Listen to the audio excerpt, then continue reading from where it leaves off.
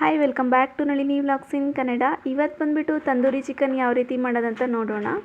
Restaurant ಹಾಗೆ ಹೋಟೆಲ್ಗಳಲ್ಲಿ ಸಿಗುವಂತಹ ತಂದೂರಿ ಚಿಕನ್ ಯಾವ ರೀತಿ ಮಾಡೋದಂತ ನೋಡೋಣ. ಹಾಗೆ ಇದು ತಂದೂರಿ ಮಸಾಲೆ ಇಲ್ಲದೇ ಹಾಗೆ ನಾಟಿ ಕೋಳಿಯಿಂದ ಮಾಡುವಂತಹ ತಂದೂರಿ ಚಿಕನ್ ಇದು.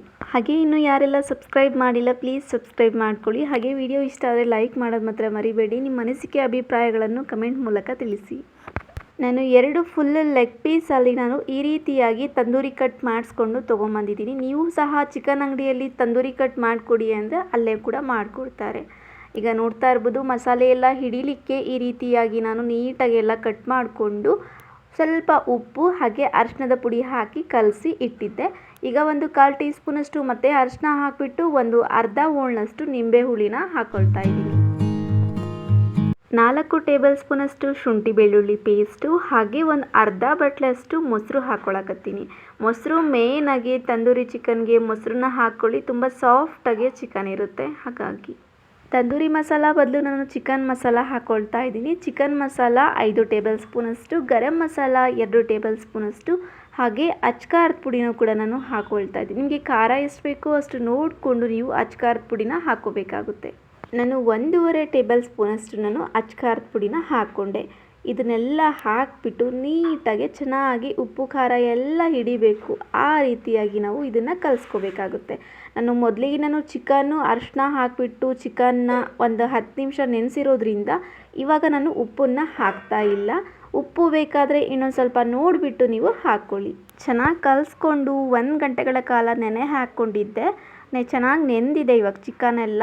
ಇದಾದ ನಂತರ ನಾನು ಒಂದು ಬಾಣಲೆ ಇಟ್ಕೊಳ್ತೀನಿ. ನೀವು ನಾನ್ ಸ್ಟಿಕ್ ಪ್ಯಾನ್ ಇದ್ದರೆ ಪ್ಯಾನು ಕೂಡ ಇಟ್ಕೋಬೋದು, ಚೆನ್ನಾಗಿರುತ್ತೆ. ಇವಾಗ ನಾನು ಒಂದು ಬಾಣಲೆಗೆ ನಾನು ತುಪ್ಪ ಹಾಕ್ಕೊಂಡಿದ್ದೀನಿ. ತುಪ್ಪ ನಾನು 6ರಿಂದ 7 ಸ್ಪೂನಷ್ಟು ನಾನು ತುಪ್ಪವನ್ನು ಹಾಕಿದ್ದೀನಿ. ತುಪ್ಪಕ್ಕಾದ ನಂತರ ಒಂದೊಂದೇ ಲೆಗ್ ಪೀಸು ತಂದೂರಿ ಚಿಕನನ್ನು ನಾನು ಹಾಕ್ಕೊಳ್ತಾ ಇದ್ದೀನಿ.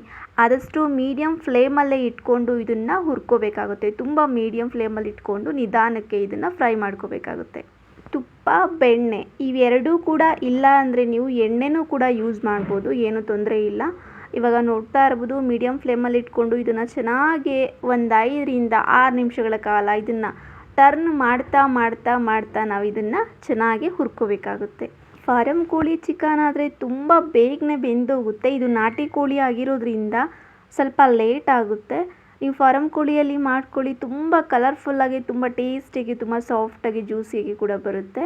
ಈಗ ನೋಡ್ತಾ ಇರ್ಬೋದು ಮಸಾಲೆ ಉಳಿದಿರುವಂಥ ಮಸಾಲೆನೂ ಕೂಡ ನಾನು ಹಚ್ಚುತ್ತಾ ಮೇಲ್ಗಡೆಗೆ ನಾನು ಮತ್ತೆ ಚೆನ್ನಾಗಿ ರಿವರ್ಸ್ ಮಾಡ್ಕೊಳ್ತಾ ನಾನು ಇದನ್ನು ಹುರ್ಕೊಳ್ತಾ ಇದ್ದೀನಿ.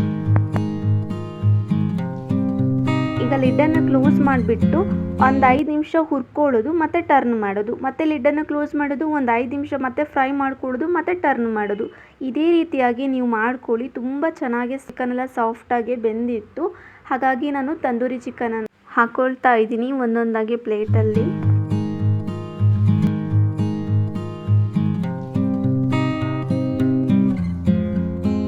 ಇವಾಗ ಗ್ಯಾಸನ್ನು ಆನ್ ಮಾಡಿಕೊಂಡು ಒಂದು ಸ್ಟ್ಯಾಂಡ್ ಇಟ್ಕೊಂಡು, ಈ ಥರ ಸ್ಟ್ಯಾಂಡು ಎಲ್ಲ ಕಡೆಯೂ ಸಿಗುತ್ತೆ.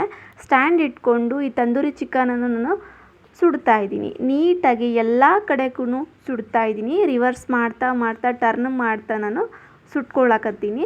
ಈ ರೀತಿ ಮಾಡೋದ್ರಿಂದ ತುಂಬ ಟೇಸ್ಟಿಯಾಗಿ ಬರುತ್ತೆ. ಫ್ಲೇವರ್ ಅಂತೂ ತುಂಬ ಚೆನ್ನಾಗಿ ಬರ್ತಾ ಇರುತ್ತೆ. ಆದಷ್ಟು ಇದೆಲ್ಲ ತಂದೂರಿ ಚಿಕನ್ ಎಲ್ಲ ಹುರಿದಾದ ನಂತರ ಈ ರೀತಿ ಎಲ್ಲ ಹುರಿದು ರೋಸ್ಟ್ ಮಾಡಾದ ನಂತರ ನೀವು ಈ ಬರ್ನಲ್ಲಿ ಏನಿದೆ ಗ್ಯಾಸ್ ಬರ್ನಲನ್ನು ಸ್ವಲ್ಪ ತಣ್ಣೀರಲ್ಲಿ ಹಾಕಿ ಆವಾಗಿಂದವಾಗಲೇ ನೀವು ವಾಶ್ ಮಾಡ್ಕೊಳ್ಳಿ. ಯಾಕಂದರೆ ಇದರಲ್ಲಿ ಇರುವಂಥದ್ದು ಮಸಾಲೆ ಎಲ್ಲ ತೂತಲ್ಲೆಲ್ಲ ಹೋಗ್ಬಿಟ್ಟು ಸ್ವಲ್ಪ ಗಲೀಜಾಗಿರುತ್ತೆ. ಹಾಗಾಗಿ ಬೇಗನೆ ಕ್ಲೀನ್ ಮಾಡ್ಕೊಳ್ಳಿ. ಈಗ ಎಲ್ಲನೂ ಕೂಡ ಹಾಗೆಯೇ ನಾನು ಹುರಿದ್ಬಿಟ್ಟು ನೀಟಾಗಿ ಇಟ್ಕೊಂಡಿನಿ. ತಂದೂರಿ ಚಿಕನ್ ರೆಡಿ ಆಯಿತು. ನಾಟಿ ಕೋಳಿ ತಂದೂರಿ ಚಿಕನ್ ಸೂಪರಾಗಿತ್ತು. ನಮ್ಮ ಮನೆಯಲ್ಲಂತೂ ನೀವು ಒಮ್ಮೆ ಟ್ರೈ ಮಾಡಿ ಹೇಗಾಗಿದೆ ಅಂತ ನನಗೆ ಹೇಳಿ. Thank you for watching. Okay bye.